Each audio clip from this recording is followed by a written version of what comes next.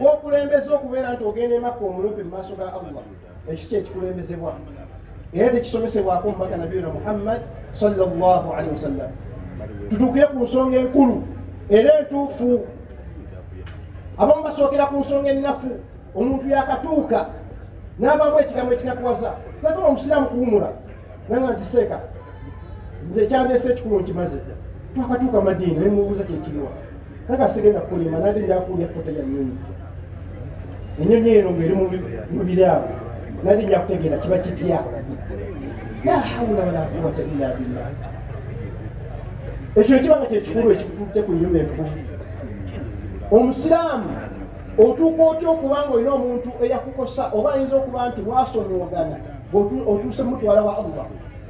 Abamanyi batukuziyiza okugenda okukolima n'okuloopa abantu mu maaso ga Allah lwansonga ssatu. Ne mukakafu buli ali wano nga bw'owulira nti wawa abakukosa wallahi tulina be twakosa. Tulina be twakosa nga bwe twogera kwabo abakola ki abatukosa. Ekibuzo kigamba wandyagadde nti oyo gwokasa nti wamulyaza amaanya mu bujjuvu akuteeke mu maaso ga Allah.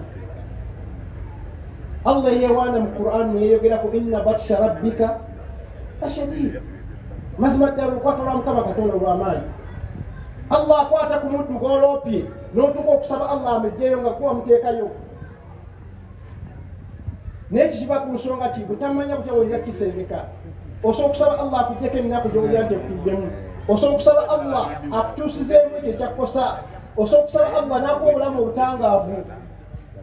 N'oba okakasa nti omuntu oyo abadde ku ddaala erikosa ne shiriki.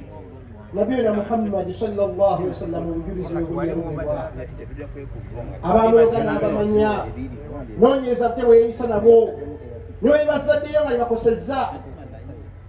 Wallahi totuuka mu maaso ga Allah okuloopa abadde bajja kukuloopa oba baloopeeyo naawe omuntu wakwatako ojja kwewulira nti oli mutukuvu bateekeyo omuntu oba bateekeyo mukadde oba omwana wo kinaakusanyusa nga Allah amukutteko. Tukozese omukisa guno bangi bagukozesa ne gubafuukira entandiko ennungi ey'obulamu obulungi kugusigaddeyo ku nsi n'entandiko ey'obulamu obw'ebbeeyi tusaba Allah ffenna obw'olunaku lw'akhira. Nkubiriza omwoyo gwange n'egyammwe edduwa ze tutegese tuddemu zeetegereza nga tuluubira okulaba nti tutereeza fayiro zaffe ne Allah subhanahu wa ta'ala. Tetubeeramu n'enniya ey'okubeera tuwaabya ebitonde bya Allah olw'ensonga tuli bakendeevu ku ddaala erigamba naffe tulina okuwaabirwa.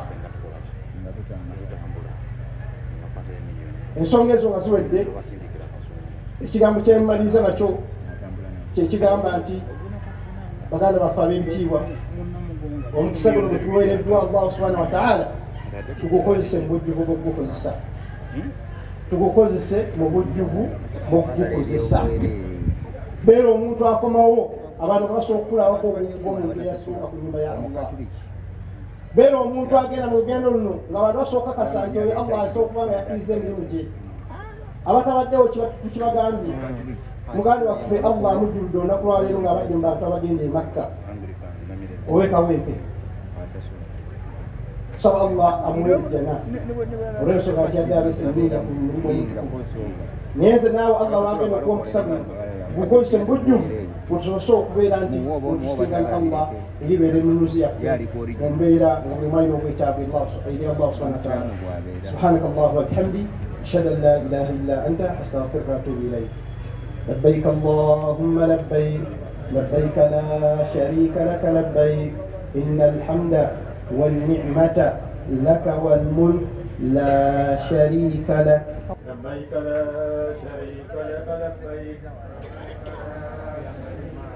إن الحمد والكافرين كماجا نعم يا مسلم الكافرين كماجا نعم يا مسلم kan kuama abada sikongenda anda ndio kumsala Allah peke bantu hawana kafu kutoka chini ndio kitekenda abada kugamba nti usipoka wa ima kala ngakambulako akobe obali kizanti ijja tuli yakambulako ijja eyayo bilala nnyo netaga kubuliza bakututte nakuuleta kola kutokusakirayo okendeko shehe ayogedde kubagenda e Makka wegendereze nnyo Uganda wekiri olwaleero ensi Allah yakituwa bwemumala kutambulako batuuka mu nsi eri naye kenyini bakuwaayo kuddako ekikola ekikolwa ekiteeyi uganda amala yagitwa omuyi nga kino kitasike omusana gwaka